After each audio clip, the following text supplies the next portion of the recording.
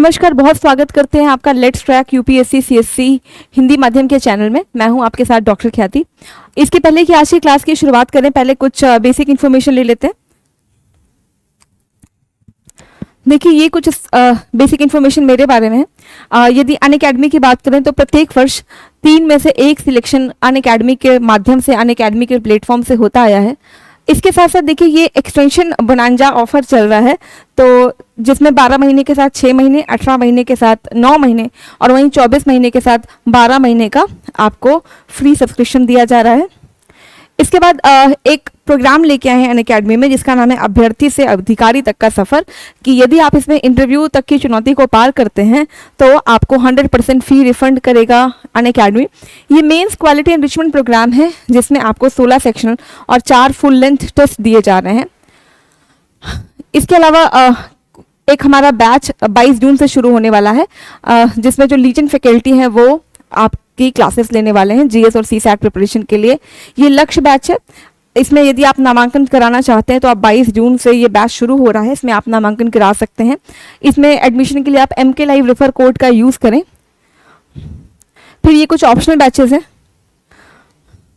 देखिए, प्रधानमंत्री सीरीज की चर्चा हम और आप कर रहे थे, और प्रधानमंत्री सीरीज में ऐसे शख्सियत के बारे में आज हम और आप बात करने वाले हैं, जिनको अलग अलग लोग अलग अलग उपनाम देते हैं। कोई हिटलर से तुलना करता है, कोई बोलता है कि ये अकेली भारत की अब तक की पहली मर्द प्रधानमंत्री है।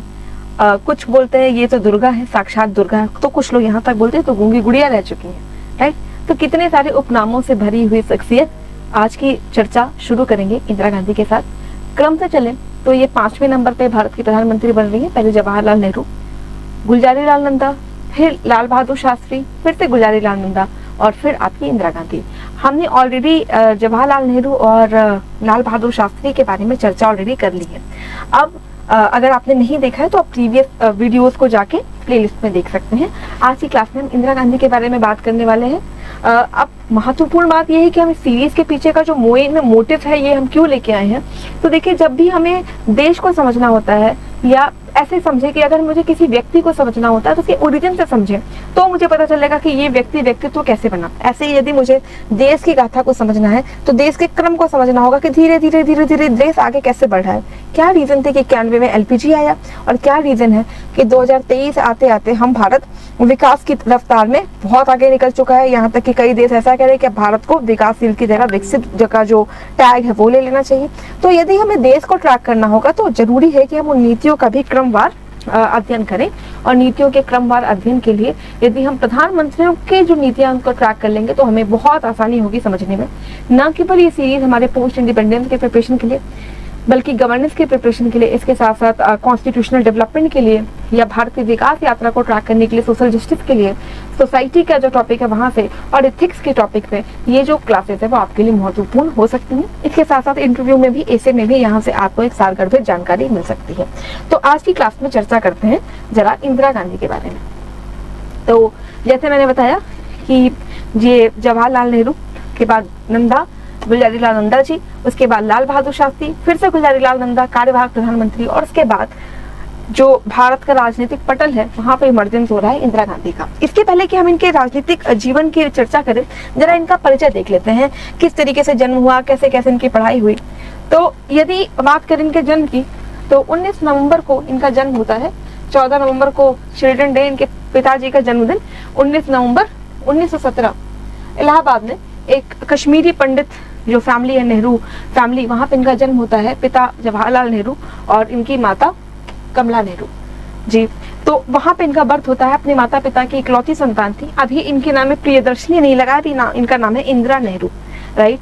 अब इंदिरा नेहरू के का अगर हम जीवन चरित्र देखें तो ऐसा था कि जो इनके पिता थे जवाहरलाल नेहरू, वो राजनीति में सक्रिय थे। तो बट ऑब्वियस सी बात है कि पिता से बहुत ज्यादा इनका मिलना जुलना नहीं हो पाया, क्योंकि वो तो जेल और भारत की जो विकास यात्रा उसमें लगे हुए थे। यदि कमला नेहरू की बात करें तो कुछ दिनों बाद ऐसा होता है कि जो कमला नेहरू थी वो ट्यूबरक्लोसिस से पीड़ित हो जाती हैं, राइट। अब ट्यूबरक्लोसिस से पीड़ित होने के बाद फिर वो थोड़ा अलूफ रहने लग जाती हैं, और ऐसे में जो इंदिरा गांधी, इनका जो जीवन है वो थोड़ा, या जो कहे बचपन है, थोड़ा अकेले में बीतता है, राइट। इनकी बुआ रहती है विजया लक्ष्मी पंडित। तो कुछ साक्ष्य भी कहते हैं कि विजया लक्ष्मी पंडित से इनकी कुछ खास बनी नहीं है, इनकी बुआ से इनका कुछ खास बनता नहीं था। खैर वो तो अपना व्यक्तिगत मुद्दा है। यदि इनकी प्रारंभिक शिक्षा की बात करें तो इलाहाबाद में इनकी पढ़ाई हुई, दिल्ली में हुई। इसके बाद कहा जाता है कि इनको घर में ही ट्यूटर्स लगा के पढ़ाया जाता था, घर में ही ट्यूटर आते थे।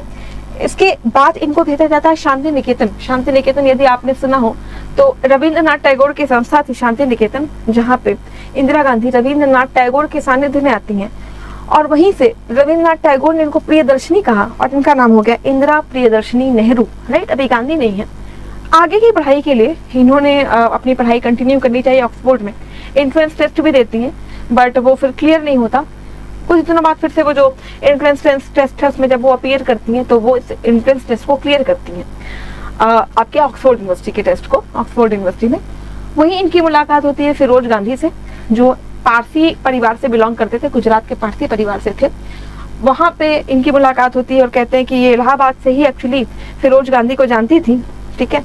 वहाँ पे फिरोज गांधी ने इनको प्रपोज किया और उसके बाद फिर यहाँ पे इलाहाबाद में इनकी शादी होती है, जिसको महात्मा गांधी ने खुद मान्यता दी कि भाई मतलब अब आप समझ रहे हैं, ऑब्वियस सी बात है, इंटर रिलीजियस और इंटर कास्ट मैरिज, तो महात्मा गांधी का भी सपोर्ट मिलता है।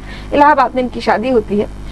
इन्होंने वहाँ पे राजनीति और अर्थशास्त्र की पढ़ाई की और इसके बाद जब इनका विवाह हो जाता है तो आदि धर्म रीति रिवाज से इनकी शादी होती है और शादी के बाद ये दोनों ही पति पत्नी जो आज़ादी की लड़ाई थी उसमें अपना सहयोग देते हैं, इंदिरा गांधी और फिरोज गांधी।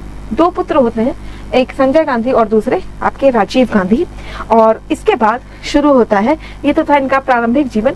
अब हम चर्चा करेंगे इनके राजनीतिक जीवन पे, ये कैसे कैसे फिर ये राजनीति में आगे बढ़ रही हैं। कुछ चीजें और देखते हैं कि इसके बाद 1947 में जब देश को आज़ादी मिल गई तो कहते हैं देश को आज़ादी मिलने के बाद जब आपके पंडित नेहरू देश के पीएम बनते हैं तो इंदिरा गांधी अपने दोनों बेटों के साथ तीन मूर्ति भवन अपने पिता के साथ शिफ्ट होती हैं, पिता के पास आके रहने लगती हैं और यहाँ पे वो उनके निजी सचिव का काम करती हैं, वे अपने पिता की देखभाल करती थी। पिता की देखभाल के बाद वो एक समय पे भारतीय राष्ट्रीय कांग्रेस की अध्यक्ष भी चुनी जाती हैं। इसके अलावा 1964 में, हमने पहले ही नेहरू जी के बारे में आपको बता रखा है, 1964 में जब नेहरू जी का देहावसान हो जाता है तो उस समय एक पॉलिटिकल वैक्यूम हो जाता है कि अगला पीएम कौन बने। ऐसे में जो कांग्रेस के लोग होते हैं वो इंदिरा गांधी को बोलते हैं कि भाई तुम पीएम बन जाओ। कहते हैं इंदिरा गांधी ने कहा कि भाई देखो अभी मैं अपनी जो पिता की मृत्यु है उससे बहुत आहत हूँ, तो मैं पीएम की जिम्मेदारी अभी नहीं लेना चाहती, तो पीएम वो नहीं बनती। लाल बहादुर शास्त्री पीएम बनते हैं, गुलजारी लाल नंदा कुछ दिनों के लिए कार्यवाहक पीएम थे। उसके बाद फिर लाल बहादुर शास्त्री जी पीएम बनते हैं। कहा जाता है लाल बहादुर शास्त्री के नेतृत्व में, लाल बहादुर शास्त्री ने ही इनको एक्चुअली राजनीति में वो लेके आए। राज्यसभा से ये चुनी गई। राज्यसभा से चुनने के बाद लाल बहादुर शास्त्री के जो कैबिनेट है उसमें इन्होंने सूचना प्रसारण मंत्री का काम किया। सूचना प्रसारण मंत्रालय से वो जुड़ी, ठीक है, और ऊपरी सदन राज्यसभा के लिए चुनी गई। लेकिन होता क्या है कि वो जो टिकट है वो एक ऐसा टिकट है जहाँ पे भारत ने बहुत जल्दी अपने 2 कद्दावर नेता खो दिए थे। 64 में जवाहरलाल नेहरू जी की मृत्यु हो जाती है और आकस्मिक मृत्यु थी, कार्यकाल में रहते हुए मृत्यु थी। अगर आपको शास्त्री जी वाली क्लास याद हो तो हमने आपको बताया था कि ताशकंद में रहस्यमयी परिस्थितियों में आपके शास्त्री जी की भी मृत्यु हो जाती है। ऐसे में फिर से एक राजनीतिक वैक्यूम भारत में कि अगला देश का पीएम कौन होना चाहिए। अब उस पीएम में कुछ ऐसी स्थितियां थी जहां पे जो कांग्रेस के नेता थे उनमें ज्यादातर लोगों को लगता था भाई मुझे बनाओ पीएम, मैं ही हूँ पीएम के लिए योग्य उम्मीदवार। बहुत सारे नाम सामने आने लगे कि योग्य पीएम या पीएम किसको बनाया जाए। जो सबसे बड़ा नाम सामने आ रहा था वो था मोरारजी देसाई का, कि मोरारजी देसाई को लग रहा था कि वो भाई पीएम होंगे। ऐसे में रोल प्ले करते हैं उस समय के जो कांग्रेस के अध्यक्ष थे, जिनका नाम हमने पहले भी डिस्कस किया है, के कामराज। के कामराज को किंग मेकर भी कहते हैं।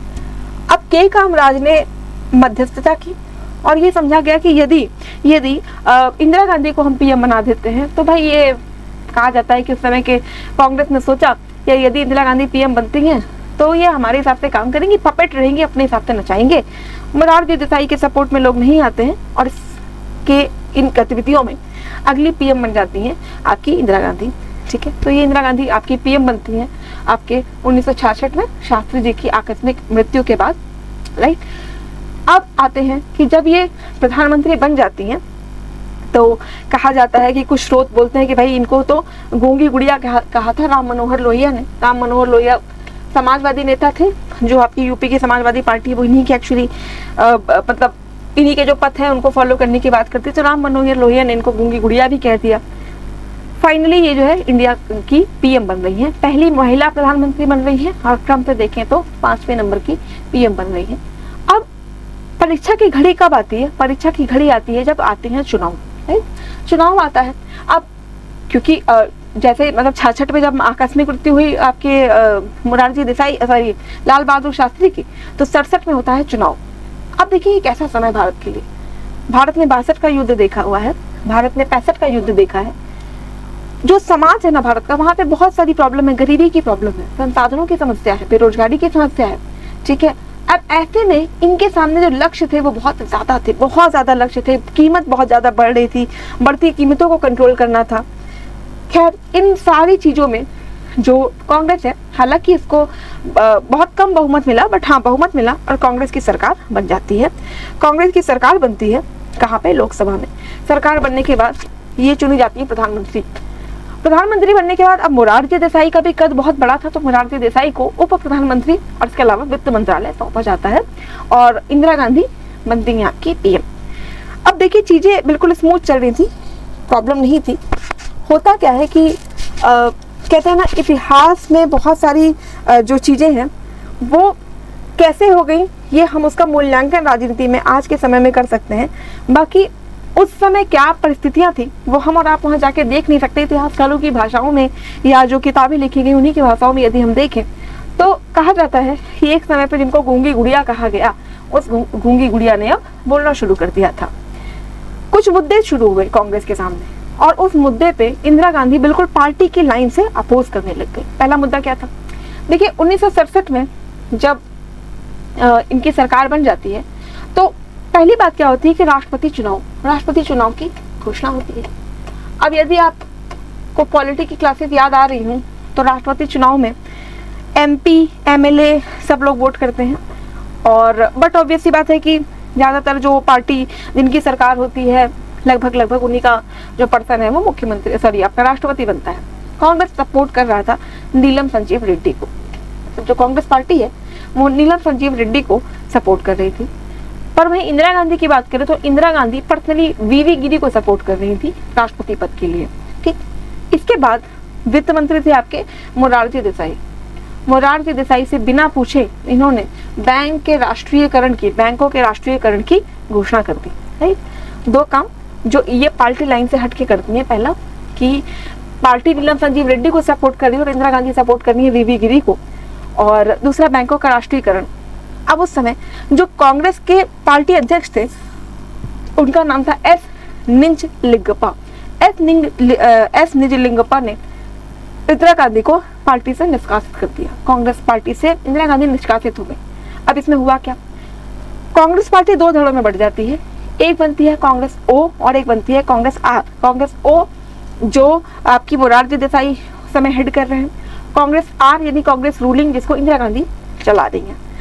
अब जो इंदिरा गांधी की पार्टी होती है कांग्रेस आर, इंदिरा गांधी कोशिश करती है कि बहुत सारे जो नेता होते हैं उनको अपने पक्ष में ले आती हैं और पार्टी को यानी अपनी सरकार को रन करना ये शुरू कर देती है, पार्टी इनकी रन करने लगती है।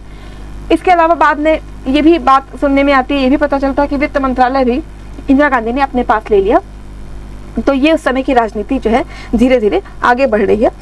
हम इस पूरे इंदिरा गांधी के डिस्कशन को हम दो पार्ट में रख रहे हैं। पहला तो इंदिरा गांधी का पहला कार्यकाल और पहले कार्यकाल के बाद फिर हम देखेंगे कैसे आपातकाल लगता है और क्या सिनेरियोज होते हैं, कैसे सत्ता बदलती है, फिर इंदिरा गांधी का दूसरा कार्यकाल। अब तो भी हम पहले कार्यकाल पे चल रहे हैं। तो अभी तक की टाइमलाइन में हमने ये देखा कि उनका प्रारंभिक जीवन कैसा रहा और प्रधानमंत्री के जो पहला कार्यकाल वो कैसे प्रधानमंत्री पद की उम्मीदवार बनी, उम्मीदवार बनने के बाद कैसे जो है कांग्रेस का बंटवारा हुआ, कांग्रेस के बंटवारा और उसके बाद जो वीवी गिरी है उनका राष्ट्रपति बनना और इंदिरा गांधी और कांग्रेस पार्टी में बाइफर्केशन। इसके बाद क्या होता है? अब जैसे ही इंदिरा जो है आपकी मोरारजी देसाई से अलग होती हैं, कांग्रेस ओ से अलग होती हैं, इन्होंने और ताबड़तोड़ फैसले लिए। कहा जाता है उस समय जो हमारी रियासतें थी उन रियासतों को प्रीवी पर्स दिया जाता था, इंदिरा गांधी ने प्रीवी पर्स समाप्त कर दिए, बैंकों का राष्ट्रीयकरण कर दिया। इसके बाद 1971 में चुनाव का डिक्लेरेशन हो जाता है। अब उस चुनाव के डिक्लेरेशन में 1972 में जब चुनाव होने लगे तो 71 में जब रैलियां वगैरह चल रही थी, सारा का सारा जो विपक्ष है वो एक हो जाता है।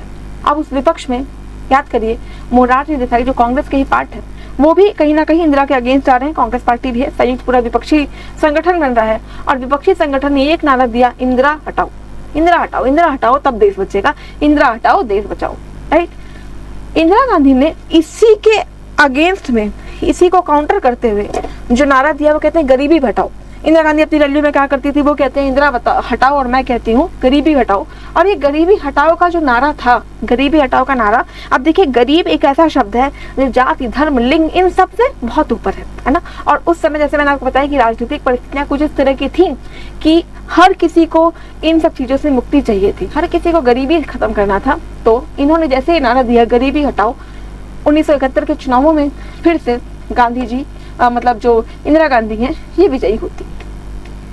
बहुत बड़ा जो कहा जाता है कि सबसे बड़ी एक जीत हो जाती है इंदिरा गांधी की, सारा विपक्ष एक तरफ, इंदिरा गांधी की जीत होती है। अब इस जीत में 4 चांद लगाता है 1971 का युद्ध। इस युद्ध को हम और आप मुक्ति संग्राम के नाम से भी जानते हैं। जब समझते हैं क्या है ये मुक्ति संग्राम। देखिए यदि मैं आपको 1971 के दौर में ले चलूं तो पूरा ये घटनाक्रम कैसे शुरू हुआ, विभाजन से जरा लेकर चलते हैं कि जब ब्रिटिशर्स भारत छोड़ के गए तो उन्होंने भारत का विभाजन को इस तरीके से किया कि भारत और पाकिस्तान। अब पाकिस्तान को कैसे बांटा, पाकिस्तान को उन्होंने बांटा एक पूर्वी पाकिस्तान और एक पश्चिमी पाकिस्तान, राइट। पूर्वी पाकिस्तान और पश्चिमी पाकिस्तान, मतलब आधा पाकिस्तान इधर, ठीक है, आधा इधर। इधर के जो इधर वाला जो पाकिस्तान है, जो वर्तमान पाकिस्तान है, ये उर्दू भाषी है और जो यहाँ के लोग हैं ये बांग्ला भाषी है। कहा जाता है कि ये उर्दू भाषी जो पाकिस्तान के लोग थे ये बांग्ला भाषियों को बड़ी हे दृष्टि से देखते थे।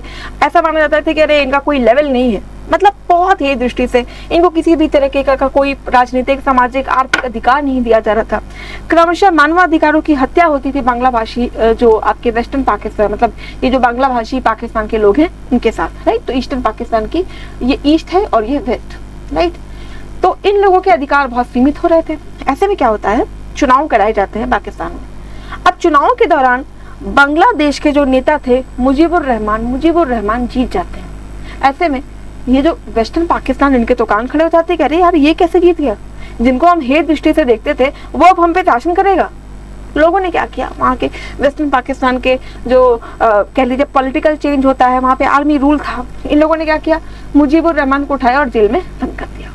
अब इस पूरे घटनाक्रम ने क्या किया, ईस्टर्न पाकिस्तान वालों के बिल्कुल कान खड़े कर दिए कि ये क्या, एक तो तुम हमें किसी से भी तरीके का अधिकार नहीं देते हो, और जब हम लोकतांत्रिक रूप से चुने गए तब भी तुम्हें समस्या है। लोकतांत्रिक रूप से चुने गए तो ये लोगों ने टर्मोइल खड़ा कर दिया कि ये हमारे साथ अन्याय है, अब हमें इस अन्याय का बदला लेना ही होगा, ठीक। अब जब यहाँ पे संकट होने लगा तो यहाँ के लोग माइग्रेट कर करके भारत आने लगे, ठीक है। माइग्रेट कर करके धीरे धीरे भारत आते हैं, और जब भारत आना शुरू करते हैं तो कहा जाता है कि जब एक्सेस में लोग आपके यहाँ आएंगे, आपके यहाँ संसाधन उतने हैं, लोग ज़्यादा होंगे, तो बट ऑब्वियस सी बात है कि आपके संसाधनों पे बोझ पड़ेगा, और संसाधनों पे बोझ पड़ेगा तो ऑब्वियस सी बात है देश की अर्थव्यवस्था प्रभावित होगी। कुछ ऐसा ही हुआ था। हालांकि इंदिरा गांधी ने सभी का स्वागत किया देश में और उनके लिए व्यवस्थाएं भी की, लेकिन कहा जाता है कि जो याद करिएगा जरा, हम लोगों ने जब जवाहरलाल नेहरू की क्लासेस देखी थी कि 2/3 भाग तो जरूर हमारा था, 1/3 भाग बचा हुआ था। 1965 में भी पाकिस्तान ने हमला किया था भारत पे, मतलब पाकिस्तान और भारत के बीच में जो झड़प है वो हमने आपने ऑलरेडी डिस्कस कर रखी है। ऐसे में जब संसाधनों पर बढ़ता दबाव देखा इंदिरा गांधी ने, तो उन्होंने जो अमेरिका के राजदूत थे उनको बुलाया, और इसके साथ साथ हमारे जो आर्मी जनरल है उनको भी अपने पास बुलाया।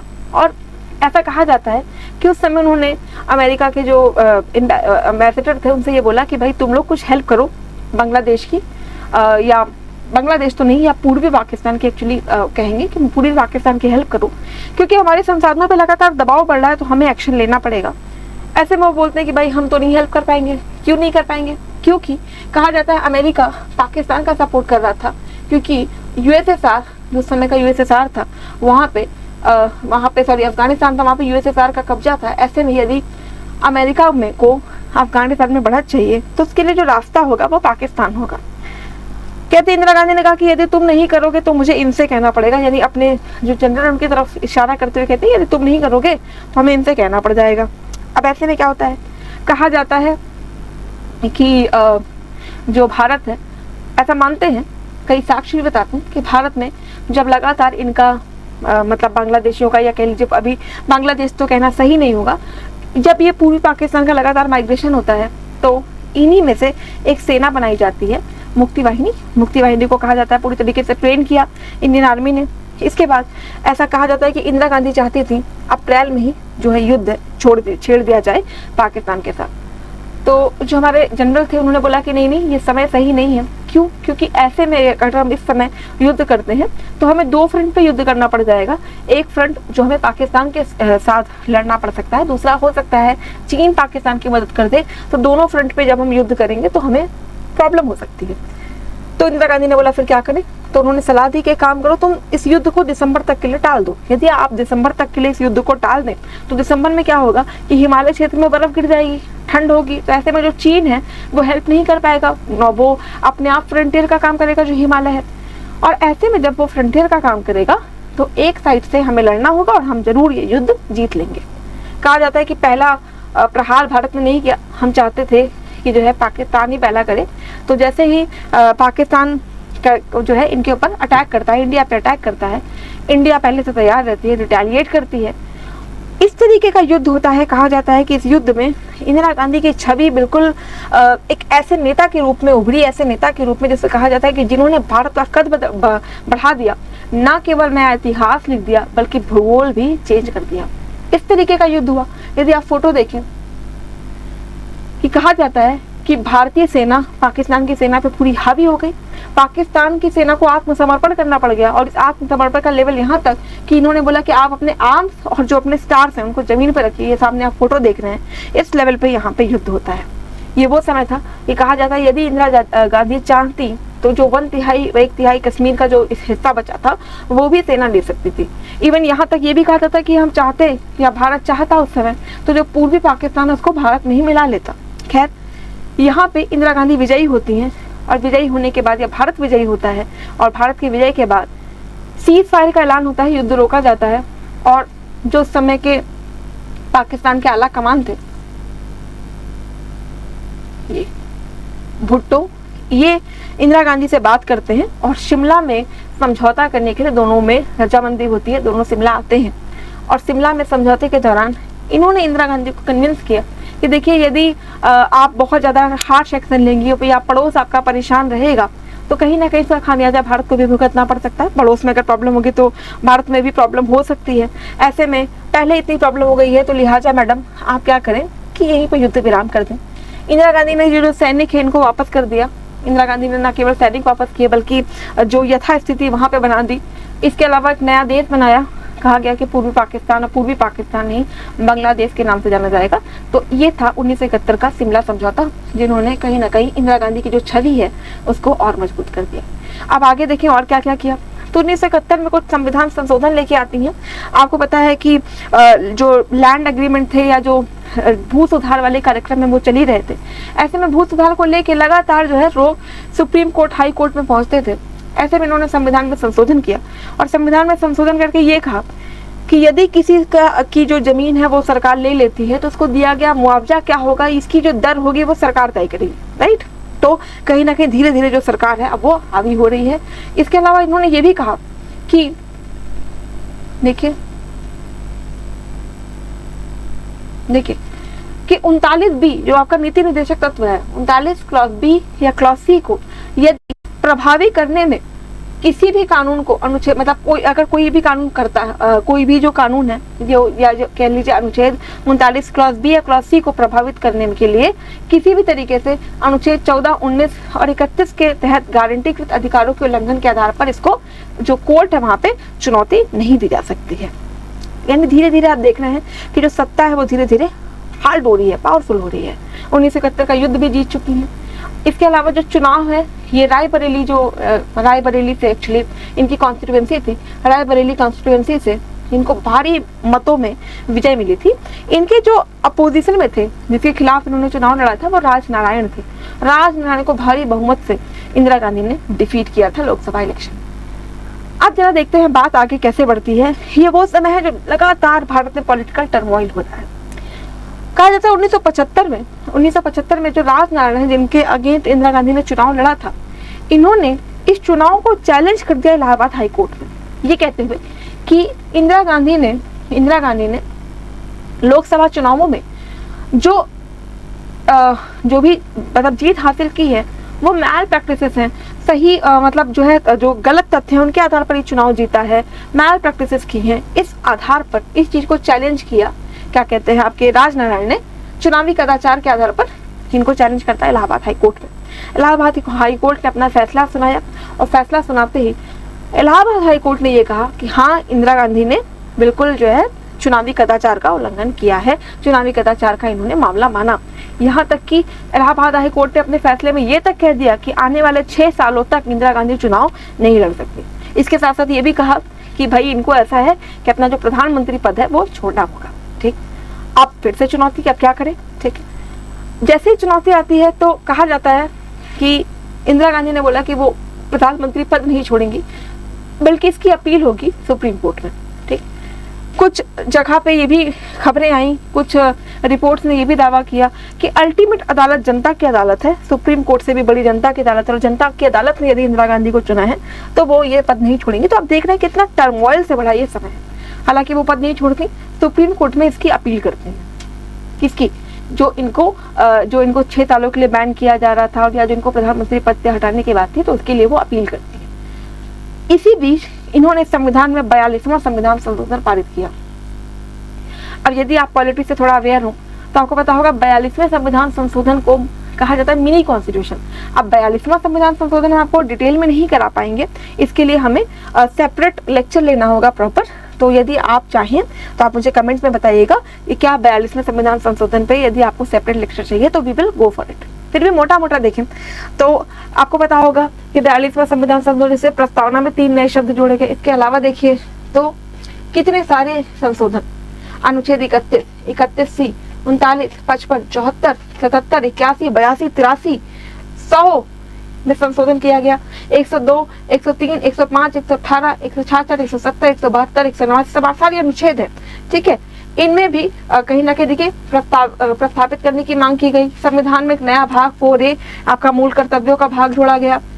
भाग 14A नए अनुच्छेद 31D, 32A, 39A, 43A, 48A, 51A, 131A, 139A, 144A, 226A, 228A, 275A को शामिल किया गया। यानी लोग कहने लगे अरे ये क्या, ये तो आपने कॉन्स्टिट्यूशन को लिखना शुरू कर दिया। कुछ चीजें देखिए यहाँ से हटा दी गई, मतलब कुछ ना कुछ चीजें प्रतिस्थापित की गई और कुछ चीजों को जोड़ा गया। इसलिए कहा जाता है 42वां संविधान संशोधन तो क्या है, ये कहीं ना कहीं मिनी कॉन्स्टिट्यूशन है, भारत का जो है मिनी कॉन्स्टिट्यूशन है। अब जो है यही समय पूरा चल रहा था। अब जरा देखिए ये उस समय के न्यूज़पेपर की कटिंग है जिसमें यह कहा गया था कि Mrs Gandhi will not resign, बल्कि वो इसका अपील करेंगी सुप्रीम कोर्ट में। जो इलाहाबाद हाई कोर्ट के समय जज थे उनका नाम था जगमोहन लाल सिन्हा, जिन्होंने इंदिरा जी के खिलाफ एक्चुअली जो है फैसला दिया था। ये राजनारायण है जो रायबरेली में इंदिरा गांधी ने जिनके अगेंस्ट जो है चुनाव लड़ा था। ठीक, अब आते हैं जो मेजर इशू है वो है भारत में आपातकाल। भारत में आपातकाल में हम पहुंचे, एक बार मैं आपको क्विक रिवाइज करा दूं कि अभी तक जो है भारत में चल क्या रहा है। भारत में ये चल रहा है कि 1966 में जब शास्त्री जी की आकस्मिक मृत्यु हुई तो आकस्मिक मृत्यु के दौरान प्रधानमंत्री कौन हो इसको लेके कांग्रेस में बात चल रही थी और अचानक नाम सामने आता है कि मोरारजी देसाई से ज्यादा हमें सपोर्ट करना चाहिए इंदिरा गांधी को, और इंदिरा गांधी आपकी पीएम बनती है। चुनाव होता है, चुनाव में यद्यपि बहुमत थोड़ा सा कम हुआ लेकिन फिर भी इंदिरा गांधी विजयी होती है। विजयी वाले चुनाव में फिर ये मोरारजी देसाई प्रधानमंत्री, वित्त मंत्री देखता है, वित्त मंत्रालय को देखते हैं, इंदिरा गांधी आपकी पीएम बनती है। इसके बाद इन्होंने कुछ ऐसे फैसले लिए जो कांग्रेस लाइन पे फिट नहीं हो रहे हैं, जैसे बैंकों का राष्ट्रीयकरण करना, किसी और पर्सन को जिसको पार्टी नहीं कह रही थी उसको प्रेसिडेंट के लिए सपोर्ट करना, वीवी गिरी को उनका सपोर्ट करना। इसके बाद कांग्रेस का टूटना, कांग्रेस आर, कांग्रेस ओ। इंदिरा गांधी जहां से बिलोंग करती थी, इंदिरा गांधी जी की जो पार्टी थी वो कांग्रेस आर थी। ये सारा टर्मोइल चल रहा है। इन टर्मोइल के दौरान देखिए 1971 का युद्ध होता है, जिन्होंने भारत चीन युद्ध का जो भी दाग लगे थे उसको भी मिटा दिया। भारत का मतलब एक विश्व का नया भूगोल, भारत का इतिहास सब चेंज करके रख दिया। इंदिरा गांधी की छवि गरीबी हटाओ के नारे से जो चली थी, जो इंदिरा हटाओ के नारे को पे भारी पड़ती है और इंदिरा गांधी चुनाव में भी विजयी होती है। इसके अलावा देखा हमने कि जो है इनकी जो प्रधानमंत्री का जो इनका विजय था उसको भी हाई कोर्ट में चैलेंज किया गया, हाई कोर्ट और सुप्रीम कोर्ट में। इसमें इनको रेजिग्नेशन देने का भी आदेश हुआ। हालांकि सुप्रीम कोर्ट ने बोला कि इंदिरा गांधी अपने पद पर बनी रहेंगी, लेकिन उन्होंने लगे हुए आरोपों को बिल्कुल सही माना। उन्होंने कहा कि ठीक है, प्रधानमंत्री बने रहिए, और बाकी इसके बाद जो 6 साल का है वो जो था वो माना सुप्रीम कोर्ट ने। कुछ इस तरह की इंस्टेबिलिटी चल रही है, यानी देखिए किस किस लेवल पे इंस्टेबिलिटी है। एक तरफ संविधान का संशोधन चल रहा है, संविधान का 42वां संशोधन, इसको लेके लोगों के कान खड़े हो रहे हैं। इधर न्यायपालिका और विधायिका में आपसी टर्मोइल चल रहा है, ठीक है, न्यायपालिका हावी हो रही है, इधर विधायिका अपने आप को हावी करना चाह रही है। विधायिका मतलब जो आपकी गांधी की पार्टी है वो, यानी कांग्रेस, यानी जो श्रीमती गांधी है वो अपने आप को हावी कर रही है। इधर न्यायपालिका भी अपने आप को हावी करने पर लगा हुआ है। तो पहला आपके कॉन्स्टिट्यूशन को लेकर, दूसरा विधायिका बनाम न्यायपालिका, और तीसरी चीज क्या होती है जहाँ पे स्टूडेंट्स ने इन सारी चीजों को लेके, स्टूडेंट्स कह लीजिए या मतलब कुछ ज्यादातर तो स्टूडेंट्स से कहेंगे, स्टूडेंट्स ने धीरे धीरे इस तरह के मुद्दों को उठाना शुरू कर दिया। कहा जाता है कि स्टूडेंट्स क्यों उठा रहे थे, कहा जाता है जो गरीबी हटाओ के नारे जिसपे इंदिरा गांधी पीएम बन के आती हैं वो काम कर नहीं पा रही थी एक्चुअली। तो एक्चुअल में जो गरीबी और भुखमरी है वो इंडिया में बढ़ ही रही थी, भुखमरी बढ़ी थी, बेरोजगारी बढ़ी थी, ऐसे युवा बहुत परेशान थे। शुरुआत होती है गुजरात से। गुजरात में कुछ बच्चे पहले आंदोलन शुरू करते हैं, और गुजरात के बाद कहीं ना कहीं देखिए बिहार में आंदोलन शुरू होता है। बिहार में इस चीज को लेके इंदिरा गांधी के खिलाफ एजिटेशन शुरू होता है। बिहार में एजिटेशन के दौरान ही जो स्टूडेंट्स है बिहार के, उन्होंने आह्वान किया, ये जो सामने आप फोटो देख रहे हैं जयप्रकाश नारायण की है, जयप्रकाश नारायण को बुलाया। जयप्रकाश नारायण एक गांधीवादी नेता थे, और कहा जाता है ये कोई और व्यक्ति नहीं है, वो व्यक्ति है जिनको कभी नेहरू उप प्रधानमंत्री बनाना चाहते थे। नेहरू इसके साथ साथ जयप्रकाश नारायण के बारे में कहा जाता है कि इंदिरा जी को इंदू इंदू कह के बुलाया करते थे। जयप्रकाश नारायण समाजवादी नेता, गांधीवादी नेता, इनके ये देखिए आह्वान पे लगभग 5 लाख लोगों की भीड़, बिहार बंद हो जाता है। बहुत सारे प्रॉब्लम्स चल रहे थे इसी बीच में। मतलब आप देखिए एक तरफ पॉलिटिकल इंस्टेबिलिटी चल रही है, पॉलिटिक्स में प्रॉब्लम चल रही है, इंदिरा गांधी की पार्टी में प्रॉब्लम चल रही है, संविधान में अमेंडमेंट है उसको लेके प्रॉब्लम चल रही है, विधायिका न्यायपालिका, इधर से एजिटेशन। इन सब लोग इकट्ठे हो जाते हैं, सारे लोग, यानी कि जो विपक्ष है वो पूरा इकट्ठा होता है, इधर जो है स्टूडेंट्स इकट्ठा हो जाते हैं, और सारे लोग एक ही चीज कहते हैं, इंदिरा को हटाना पड़ेगा, इंदिरा हटाओ, इंदिरा हटाओ। ये सारी परिस्थितियां बनती हैं कुछ इस तरह की कि 1975 का समय आते आते देश में घोषणा हो जाती है आपातकाल की। ठीक, अब आपातकाल की घोषणा अगर हम देखें तो क्या आपातकाल की घोषणा भारत में पहली बार हुई है? तो देखिएगा 1965 में भी आपातकाल लगाया गया था, और 1971 में भी आपातकाल लगा था, लेकिन आपको पता है वो पाकिस्तान युद्ध और आपका जो 71 वाला जो युद्ध है वहां पे आपातकाल था। और यदि आपातकाल की हम बात करें तो आपातकाल एक्चुअली संविधान में 3 अनुच्छेदों में मेंशन है। अनुच्छेद 352 जिसको राष्ट्रीय आपात कहेंगे, 356 संवैधानिक, और आर्टिकल 360 जिसको वित्तीय आपात कहते हैं। अब भारत के इतिहास में अभी तक वित्तीय आपात कभी नहीं लगाया गया है। 356 जहाँ पे राष्ट्रपति शासन लग जाता है, कहा जाता है कि इसको जब संविधान सभा में डिबेट हो रही थी तो डॉक्टर अम्बेडकर ने कहा ये डेड लेटर रहेगा, इसका तो कोई यूज ही नहीं होगा। और अगर भारत का राजनीति उठा के देखें तो सबसे ज्यादा यदि किसी आर्टिकल का अभ्यास हुआ है तो वो आर्टिकल 356 है, राइट।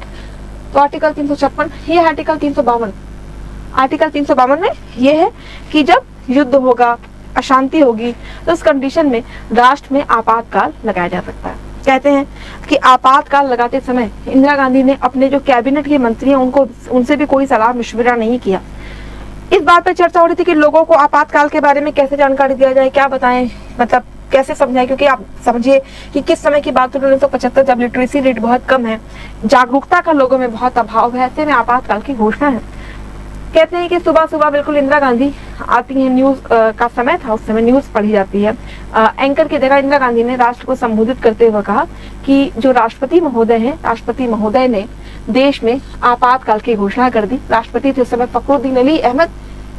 तो इन्होंने बोला कि माननीय राष्ट्रपति फखरुद्दीन अहमद अली ने, जो अली अहमद ने, इन्होंने देश में आपातकाल की घोषणा कर दी है जो 21 महीने तक लागू रहेगा। देशवासियों को बिल्कुल परेशान होने की जरूरत नहीं है, कोई चिंता की जरूरत नहीं है, सब ठीक रहेगा। अब हुआ क्या, जैसे ही आपातकाल लागू हुआ, जैसे ही आपातकाल लागू हुआ, आपात मतलब आपात, अचानक होने वाली कोई घटना, आपातकाल लागू होते ही स्ट्रिक्ट मेजर्स लेने शुरू कर लिए गए। कहीं ना कहीं देखिए जो विरोध प्रदर्शन थे उस पर बैन लगाना शुरू हुआ, उन मीडिया लोगों पे, उन मीडिया हाउसेस पे बैन लगाना शुरू हुआ जो कहीं ना कहीं इंदिरा गांधी के अगेंस्ट जा रहे थे। कई सारे न्यूज़पेपर बैन कर दिए गए, जो नेता है वो अरेस्ट हो गए। देखिए कहीं ना कहीं ऐसा हो गया था, ऐसे ऐसे नेता अरेस्ट हुए थे, या कहा जाए कि कुछ ऐसे नेताओं का उदय हो रहा था जो आने वाले समय में भारत की राजनीति को नई दिशा देने वाले थे। लालू यादव, मुलायम सिंह यादव, अटल बिहारी वाजपेयी, लाल कृष्ण आडवाणी, ये सब अरेस्ट होते हैं। जयप्रकाश नारायण को भी अरेस्ट कर लिया जाता है आपातकाल के दौरान। मीडिया की जुबान कतरने का पूरा काम होता है। कई जो विदेशी अखबार हैं उनको भारत, उन पे खैर कोई कार्यवाही तो नहीं, लेकिन उनको बाहर से निकाल दिया गया, भारत से निकाला गया। अब इसमें जो खास बात ये भी रही आपातकाल में, जो इंदिरा गांधी के पुत्र थे संजय गांधी, उनके द्वारा चलाई गई एक नीति जिसको स्टरीलाइजेशन कहते हैं। स्टरीलाइजेशन के दौरान जबरदस्ती लोगों का नसबंदी किया गया। नसबंदी वाली जो नीति थी, इंडिया कि पॉलिटिक्स में ऐसा कहा गया कि ये पॉलिटिक्स तो लोगों की पर्सनल लाइफ में एंटर कर रही है, निजता में एंटर कर रही है, मौलिक अधिकारों का की क्रमशः हत्या हो रही है। इसके अलावा सौंदर्यीकरण के नाम पे दिल्ली में कई झुग्गियों को निरस्त कर दिया गया, ध्वस्त कर दिया गया, बर्बाद कर दिया गया और कहा गया कि यहाँ पे सौंदर्यीकरण चल रहा है। हालांकि 21 महीने तक ये पॉलिटिकल टर्मोइल भारत में बना रहता है। इसी को कहते हैं डार्क आवर, है ना, लोकतंत्र का ये काला दिवस बन जाता है। खैर 21 महीने के बाद जब ये हटाया गया, क्या, आपातकाल, तो आपातकाल हटाने के बाद इंदिरा गांधी को ऐसा लग रहा था कि अच्छा अब चुनाव होगा तो पक्का जो है इंदिरा गांधी को ऐसा लगता था कि मेरी ये जीत हो जाएगी, बस हो उल्टा जाता है। अब इसके बाद कहते हैं कि 1970 में जब पुनः चुनाव करवाए जाते हैं तो इंदिरा गांधी की इस बार हार होती है। ठीक, अब इंदिरा गांधी के अगेंस्ट जो है सबके सब लोग लड़ रहे थे, जहाँ पे जिसको आप कह लीजिए जयप्रकाश नारायण, मोरारजी देसाई, अटल, सब बहुत सारे नेता एक साथ, और इंदिरा गांधी अकेले। इंदिरा गांधी की हार होती है। 1977 के चुनाव में पहली बार एक गैर कांग्रेसी नेता पीएम बनता है, और ये पीएम थे भारत के पहले गैर कांग्रेसी नेता जिनका नाम था मोरारजी देसाई। ठीक, तो आपातकाल के बाद जो मेजर परिवर्तन आया वो था एक गैर कांग्रेसी का पीएम बनना। इन्होंने कुछ ऐसे काम किए जो भी इंदिरा गांधी ने आपातकाल के ड्यूरेशन में जो भी काम किए थे उसको कहीं ना कहीं बैलेंस करने के लिए उन्होंने मीडिया को आजादी देना शुरू किया। 42 को काउंटर करने के लिए 44वां संविधान संशोधन लाया। लेकिन दिक्कत ये थी कि जो विपक्ष की सरकार बनी थी, विपक्ष की सरकार या भारतीय जनसंघ जो गठबंधन था, जहाँ पे विपक्ष की सरकार थी, वहां पे हर किसी को लगता था कि वही पीएम पद का दावेदार है। चंद्रशेखर का नाम अभी हम आगे जो है उनके भी जो है चर्चा करेंगे आगे आने वाले समय में। मोरारजी देसाई और चंद्रशेखर ये सब लोग भी पीएम बनते हैं, सबकी चर्चा करेंगे। तो ऐसा होता है कि जो विपक्ष है, मोरारजी देसाई जो है, कहा जाता है दो बातें, पहला तो भारत के अब तक के सबसे बुजुर्ग पीएम और दूसरा गैर कांग्रेसी पीएम थे। तो कहीं ना कहीं इनको इनकी पार्टी में काउंटर किया जा रहा था कि नहीं हम पीएम, हर किसी को लगता था वही पीएम। ठीक, ऐसे में एक बड़ी घटना घटती है बिहार में। कहते हैं बिहार में एक बाढ़ आ गई थी। बिहार में जैसे बाढ़ आती है, इंदिरा गांधी वहां पे पहुंच जाती हैं, बिहार के बाढ़ में लोगों का सपोर्ट करती हैं, बैलगाड़ी से पहुंच जाती हैं। लोगों की सिंपैथी अब धीरे धीरे इंदिरा की तरफ बढ़ रही थी। सिंपैथी बढ़ी तो यहाँ पे जो है जयप्रकाश नारायण जो पार्टी की कला थी वो सिर्फ एक ही नारा देती थी, इंदिरा इंदिरा इंदिरा इंदिरा, इंदिरा हटाना है, इंदिरा को ये करना है। तो कहीं ना कहीं जो इंदिरा अभी देश के लिए विलेन थी, वही इंदिरा अब देश के लिए फिर से क्या हो रही है, नई नेता बन रही है, उनका कद बढ़ रहा है। बिहार में भी जो उन्होंने काम किया उन्होंने भी उसका कद बढ़ाया। विपक्ष दलों की जो कमियां थी वहां से भी उनका कद बढ़ रहा था। अब ये जो भारतीय जनसंघ है, भारतीय जनसंघ एक गठबंधन की सरकार थी जिसमें कहीं ना कहीं आपके चंद्रशेखर भी इनको सपोर्ट कर रहे थे। इंदिरा गांधी ने कहा कि चंद्रशेखर को, ऐसा कहा जाता है कि इंदिरा गांधी ने चंद्रशेखर को सपोर्ट देने का वायदा किया। मोरारजी देसाई की सरकार समाप्त होती है और बन जाते हैं चंद्रशेखर आपके प्रधानमंत्री। ठीक, कुछ ही दिनों बाद चंद्रशेखर से भी उन्होंने अपना समर्थन ले लिया। अब फिर से भारत में चुनाव का माहौल आ जाता है और यहीं से हम एंटर करते हैं अगली स्थिति 1980 का चुनाव और इंदिरा जी का चौथा कार्यकाल, या अगर हम उस तरीके से देखें तो ये दूसरी बार इंदिरा गांधी आ रही। ठीक है, चौथा कार्यकाल। अब देखिए यहाँ से राजनीति और ऊपर उठ रही है। आपातकाल लग चुका है, 1971 का संग्राम हो चुका है, संविधान में संशोधन हो चुके हैं, गैर कांग्रेसी नेता बन के हट भी चुके हैं, लोगों की सिंपैथी पूरी इंदिरा गांधी की तरफ। अब इंदिरा गांधी का ये दूसरा कार्यकाल है। इस बार ये मेदक जो निर्वाचन क्षेत्र है वहां से चुन के आती हैं। ठीक है, अब इसी बीच 23 जून को नई दिल्ली में हवाई कलाबाजी करते समय इनके जो सुपुत्र थे संजय गांधी, इनकी भी मृत्यु हो जाती है। राइट। संजय गांधी, जैसे मैंने आपको बताया कि भारत में स्टरलाइजेशन का प्रोग्राम जो शुरू किया वो संजय गांधी ने ही एक्चुअली इस समय शुरू किया था आपातकाल के दौरान। इसके बारे में यहाँ तक की कहावत है, यहाँ तक कहा जाता है कि स्टरलाइजेशन का प्रोग्राम आपातकाल के समय जो लाया गया वो इस हद तक वायलेंट था कि इतना वायलेंट हिटलर द्वारा चलाया हुआ प्रोग्राम भी नहीं था जितना वायलेंट ये प्रोग्राम था। ठीक, अब देखिए यहाँ पे एक जो बड़ा आपको पॉलिटिकल चेंज देखना है वो है operation blue star. Operation blue star क्या है? ऑपरेशन ब्लू स्टार कैसे इसकी पटकथा लिखी गई? कहते हैं कि पंजाब में अकाली दल जो है चुनाव जीत जाता है, कांग्रेस की चुनाव में हार होती है। ऐसे में कांग्रेस को लगातार लग रहा था कि कैसे भी करके हमें पंजाब में बढ़त बनानी है। दो लोगों का नाम सामने आता है, ज्ञानी जैल सिंह जो कांग्रेस के नेता थे, और संजय गांधी। इन लोगों ने एक पर्सन को चूज किया कि जो अकाली दल को वहां पे काउंटर कर सके, और वो पर्सन था जनरैल सिंह भिंडरावाले। जनरल सिंह भिंडरावाले जो कहीं ना कहीं एक रूढ़िवादी धार्मिक नेता था। संजय गांधी बहुत प्रभावित होते हैं जनरल सिंह से और इनको राजनीति में लाने में मदद करते हैं। जनरल सिंह की मदद से कहीं ना कहीं कांग्रेस का जो पलड़ा है वो यहाँ पे पंजाब में भारी हो जाता है। ठीक, अब अचानक हुआ क्या कि जो भिंडरावाले का संगठन है दमदमी टकसाल, ये इनका एक मिशन था संत निरंकारी मिशन। ठीक है, अब ये क्या होता है, एक सांप्रदायिक हिंसा में उलझ जाता है। भिंडरावाले का जो संगठन है वह सांप्रदायिक हिंसा में उलझता है। और इसमें होता क्या है कि जो उस समय का अखबार था पंजाब केसरी के मालिक जगत नारायण की हत्या के लिए उकसाने का आरोप लग जाता है भिंडरावाले पे। ठीक, अब भिंडरावाले पे जब आरोप लगता है तो भिंडरावाले अरेस्ट हो जाता है। ये वही समय था कि भिंडरावाले को लगा कि अच्छा, तुम हमें दूध में पड़ी मक्खी की तरह निकालने की कोशिश कर रहे हो, तो हमने हमसे राजनीतिक लाभ लिया। अब भिंडरावाले अपना संबंध कहीं ना कहीं कांग्रेस से विच्छेद करने लग गया। कुछ दिनों बाद जब उसकी रिहाई हो गई तो कहते हैं कि पंजाब में उस समय एशियन गेम्स होने वाला था, तो एशियन गेम्स में सरकार को भी ये समस्या थी कि कहीं कोई किसी तरीके की जो राजनीतिक समस्या है वो वहां पे ना होने पाए। इसके लिए जो पुलिस है वो वहां पे बहुत सक्रिय हो गई। ऐसा भी कहते हैं कि पुलिस लोगों को चेक करती, अभी इस लेवल पर चेक करती, कहा जाता है कि इवन जो मिलिट्री के लोग थे उनकी भी पगड़ी वगैरह खुलवा के, आपको पता होगा केस, कंघा, कृपाण, कच्छा, ये जो 5 क है, 5 कक्के हैं, वो उनके लिए बहुत पवित्र होते हैं। वो सब खुलवा के जो है पुलिस चेक करती कि कोई प्रॉब्लम तो नहीं है। इस वजह से जो पंजाब के लोग हैं उनमें कहीं ना कहीं कांग्रेस के प्रति घृणा बढ़ रही थी। इधर जो है भिंडरावाले भी कहीं ना कहीं कांग्रेस से खुद को अलग कर चुका था। तब तक देखिए जो आपका अकाली दल था जिसको चुनाव में हार मिली थी, उस अकाली दल आनंदपुर प्रस्ताव लेके सक्रिय हो जाते हैं। अब आनंदपुर प्रस्ताव क्या है?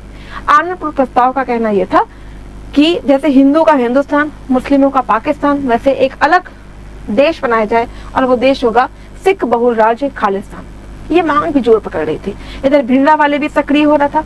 कहा जाता है उसने दिल्ली में भी रैली निकाल दी थी, ये चुनौती देते हुए, सत्ता को चुनौती देते हुए कि देखो हम आखिर बाहर आ ही गए ना। तो ये सारी प्रॉब्लम्स चल रही थी। कहा जाता है कि जो सिख लोग थे, सिख बनाम हिंदुओं की हत्या, इधर सिख को प्रॉब्लम। ठीक है, तो ये सारे जो टर्मोइल है वो लगातार पंजाब में चल रहे थे। एशियन गेम्स चलने वाला था, पुलिस बहुत सक्रिय थी।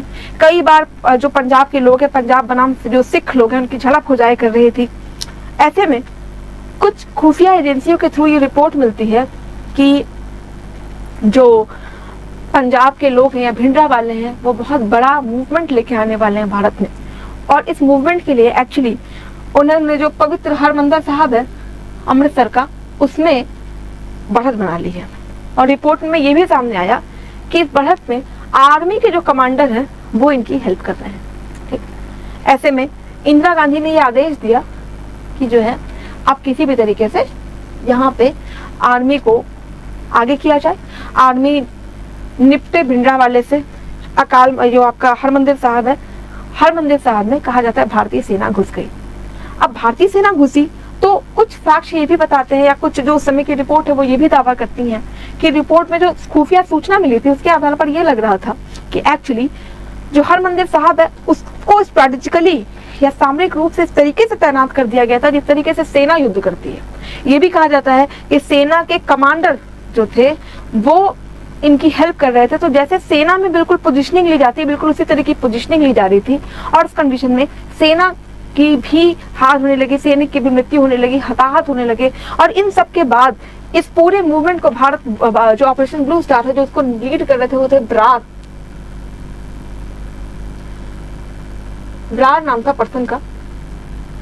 इन्होंने क्या किया कि जैसे उन्होंने देखा कि अरे जो भारतीय सेना है वो भी पिस रही है, तुरंत यहाँ पे तोप वोप लगा दिया गया। तोप वोप लगाने के बाद कहीं ना कहीं ऑपरेशन ब्लू स्टार चलाया गया। ऑपरेशन ब्लू स्टार में कई लोगों की हत्या हुई, कहा जाता है इसी में भिंडरावाले की को मार दिया गया। अगर आप ये फोटो देखें तो किस तरीके से हरमंदिर साहब उजड़ गया था। कहा जाता है वहाँ पे अभी भी आप देखेंगे गुरुद्वारे में जाएंगे तो वहाँ पे गुरबानी होती है। 3 दिन ऐसा हो जाता है कि वहाँ पे कोई गुरबानी नहीं होती है। सिखों में भारी आवेश की मतलब तुमने हमारी धार्मिक भावनाओं को इस तरह से आहत किया है, चोट पहुंचाई है। ये देखिए सामने आपके जिन्होंने ब्लू स्टार को लीड किया है उनकी तस्वीर दिख रही है। अब सिखों में जो रोष है वो बहुत ज्यादा हो रहा है। किसके प्रति? इंदिरा गांधी के प्रति, आपके भारत सरकार के प्रति। भारत सरकार के प्रति इनमें इतना ज्यादा रोष है, इधर जो है कार्यवाही भी चल रही है। तो आप देखिए कहीं ना कहीं जोर लगा के या प्रेशर डाल के आप आवाज को दबा सकते हैं, लेकिन जब आवाज उठती है तो बहुत ज्यादा मुखर हो जाती है। ठीक है, अब कहीं ना कहीं 2 प्रॉब्लम थी, 2 चीजें थी। एक कि अब राजनीतिक सहयोग या अब सिखों के साथ एक गठजोड़ या एक मेलजोल की भावना बढ़ाया जाना बहुत जरूरी था। इधर सिखों की भावनाएं भी बहुत ज्यादा आहत थी क्योंकि उनके धर्म में चोट किया गया था और भारत एक धर्मनिरपेक्ष देश है। ऐसे धार्मिक निरपेक्ष देश में धर्म में राज्य का मामला ये भी कहीं ना कहीं तर्कसंगत सिख नहीं मान रहे थे। इन्हीं टर्मोइल्स के बीच में एक ऐसी घटना घटती है जिसे कहते हैं इंदिरा गांधी की हत्या। कहा जाता है जो इंदिरा गांधी के निजी अंगरक्षक थे दोनों ही आपके सिख कम्युनिटी से बिलोंग करते थे, बेअंत सिंह और सतवंत सिंह। कई बार इंदिरा गांधी को आईबी के जो लोग थे, उन्होंने आईबी रॉ के लोग थे, उन्होंने कहा कि भाई आप अपने अंगरक्षकों को बदल दीजिए। इवन यहाँ तक कहा जाता है कि अंगरक्षक बदल दिए गए थे। ऐसे में जब ये लोग जाके इनसे मिलते हैं कि मैडम क्योंकि हम सिख कम्युनिटी से तो आप हमें हटा देंगे, इंदिरा गांधी ने बिल्कुल सोचा कि नहीं ऐसे ही केवल धार्मिक भावना पे इनको हटाना सही नहीं है। दोबारा अपॉइंट होते हैं सतवंत और बेअंत। कहा जाता है अगले दिन सुबह वो आयरलैंड के एक फिल्म निर्माता थे पीटर उस्तिनोव, उनको इंटरव्यू देने जा ही रही होती हैं और जैसे वो दरवाजे के मतलब अपने गेट के पास पहुंचती हैं तो वो सतवंत सिंह को देख के मुस्कुराती हैं और अचानक उन्होंने अपने जो सतवंत सिंह है उसने अपने जो बंदूक है वो निकाली और इन पे गोलियां फायर करना शुरू कर दिया। इंदिरा गांधी खून से लथपथ होकर जमीन पे गिर जाती है। तुरंत बेअंत सिंह ने भी फायरिंग शुरू कर दी। कहा जाता है लगभग 33 गोलियां लगी इंदिरा गांधी को और इसके बाद दोपहर आते आते इनकी मृत्यु हो जाती है। ठीक, तो इंदिरा गांधी का जो स्वर्ण युग या कह लीजिए एक ऐसा युग, भारतीय महिला प्रधानमंत्री, पहली महिला प्रधानमंत्री का युग यहाँ पे समाप्त हो जाता है। तो अगर आप देखें तो लगभग ये वो समय है जिसमें भारत ने बहुत सारे अप्स डाउन्स देखे। यहाँ पे भारत ने गठबंधन भी देखा, यहाँ भारत ने आपातकाल भी देखा, यहाँ भारत ने संविधान में संशोधन भी देखा, न्यायपालिका और विधायिका का बनाम भी देखा। सभी चीजों का साक्षी रहा भारत। 1984 इंदिरा गांधी की हत्या। कहा जाता है अपनी हत्या के एक दिन पहले वो एक रैली को संबोधित कर रही थी जिसमें उन्होंने कहा मैं आज जिंदा हूँ, हो सकता है कि कल मैं ना रहूं, मैं अपनी आखिरी सांसों तक सेवा करती रहूंगी और जब मैं मर भी जाऊंगी तो मेरी खून का एक एक बूंद भी भारत माता की सेवा में काम आएगा। उसके बाद इनकी मृत्यु हो जाती है। ये शक्ति स्थल है जहाँ इनकी अस्थियां रखी गई हैं। इस तरीके से भारत में इंदिरा युग का अंत होता है। फिर से वही उथल पुथल का दौर कि इंदिरा गांधी के बाद फिर अगला पीएम कौन होगा, इसको हम देखेंगे आपके अगले एपिसोड में। इसके अलावा भी यदि मैं आपसे पूछूं कि इंदिरा गांधी को आप किन मूल्यों पे खरा पाते हैं, या मैं आपसे पूछूं इंदिरा गांधी आपकी नजर में क्या है, तो एक शब्द में मूल्यांकन करके बताइएगा। हालांकि मूल्यांकन करना, प्रासंगिकता करना, ये आने वाली राजनीति में हो सकता है कुछ और भी तथ्य सामने आए और भी तरीके से लोग उनका मूल्यांकन करेंगे, पर एक सिविल सेवक की नजर में इंदिरा गांधी का मूल्यांकन किन शब्दों में करेंगे, जवाब दीजिएगा। आप मुझे कमेंट सेक्शन में बताइएगा कि आप इंदिरा गांधी को किस एक शब्द में तोलते हैं। ठीक है, आज की क्लास को फिर हम यहीं पे विराम देते हैं। अगली बार नए प्रधानमंत्री जी की चर्चा शुरू करेंगे और भारत के विकास की यात्रा को आगे बढ़ाएंगे। Thank you so much everyone for joining and all the very best to all of you.